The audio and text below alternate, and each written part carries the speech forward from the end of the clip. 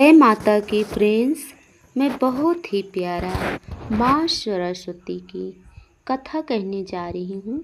आप लोग प्रेम पूर्वक माँ सरस्वती की इस कथा को सुने और समझें।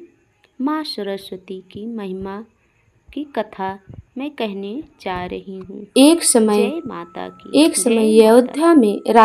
अयोध्या के राजा सुबाहु राज करते थे। उनकी मनोरमा तथा लीलावती दो रानियां थी। मनोरमा शांत स्वभाव वाली माँ सरस्वती की भक्त थी। प्रत्येक रविवार को माँ सरस्वती की पूजा किया करती थी, कथा कहती और व्रत रखती थी। व्रत में केवल एक ही समय भोजन करती थी और एक ही समय नमक खाती थी। लीलावती का स्वभाव कठोर था। वह मनोरमा से ईर्ष्या करती थी। कुछ समय पश्चात माँ की कृपा से मनोरमा के एक पुत्र पैदा हुआ।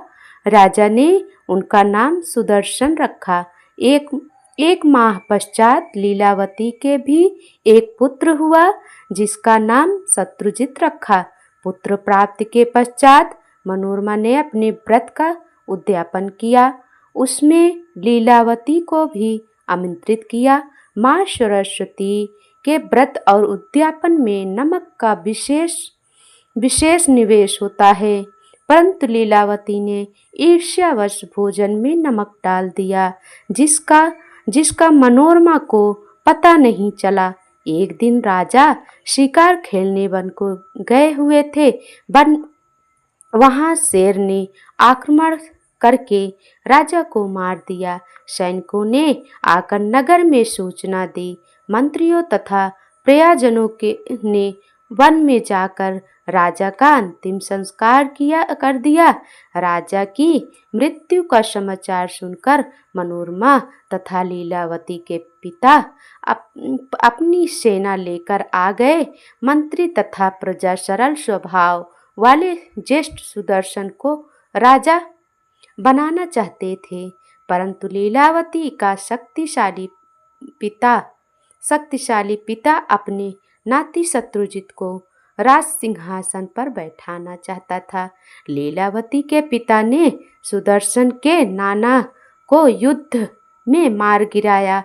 अपने पिता की मृत्यु का समाचार सुनकर मनोरमा बहुत घबरा गई तथा रात्रि में ही अपनी एक दासी के साथ पुत्र सुदर्शन को लेकर नगर से निकल गई। 2 दिन की यात्रा के पश्चात गंगा पार करके भारद्वाज ऋषि के आश्रम में पहुंची। भारद्वाज ऋषि ने मनोरमा को देखते ही कहा, ए कल्याणी, तुम माँ सरस्वती के पवित्र व्रत का आचरण करने वाली हो। तुम यहाँ निश्चित होकर रहो और अपने पुत्र का लालन पालन करो। जो पाप तुमने नहीं किया, फिर भी तुम्हें उसका दंड मिला है। लीलावती ने तुम्हारे उद्यापन में विघ्न डाला है था, उसी का यह फल तुम्हें भोगना पड़ा है।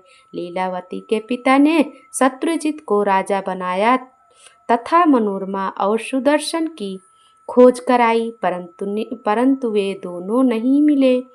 उन दोनों को ढूंढने के लिए सैनिकों को आज्ञा दी। कुछ समय पश्चात सैनिकों ने लीलावती के पिता को सूचना दी कि मनोरमा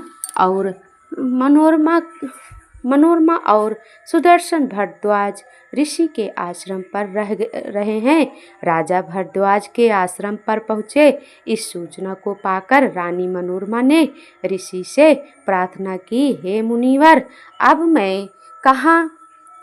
मैं कहाँ जाऊं और क्या करूं? यह राजा मेरे पुत्र को मारने आ रहा है। हे मुनि श्रेष्ठ, जिस प्रकार महाभारत में मुनियों ने जयद्रथ से द्रौपदी की रक्षा की थी तथा रामायण में वाल्मीकि ने सीता की रक्षा की थी, उसी प्रकार आप मेरी भी रक्षा कीजिए।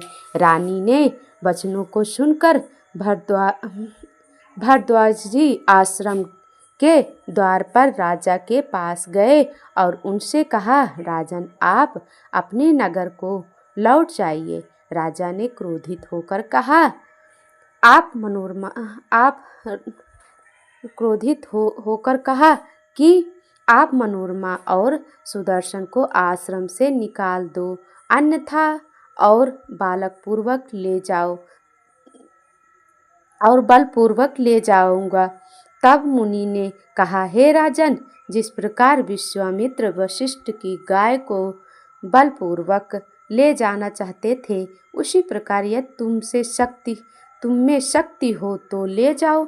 तब राजा के प्रधानमंत्री ने राजा को समझाया कि शस्त्र बल से ब्रह्मा बल में अधिक शक्ति है। ये माँ सरस्वती के उपासक हैं, अतः इनसे क्षमा मांगकर लौट चलो। राजा ऋषि से क्षमा मांगकर अपने नगर को लौट गए। बोलो माँ सरस्वती मैया की जय। फ्रेंड्स, आगे की कथा अगले पार्ट में होगा, आप लोग ज़रूर सुनिएगा। Bye bye.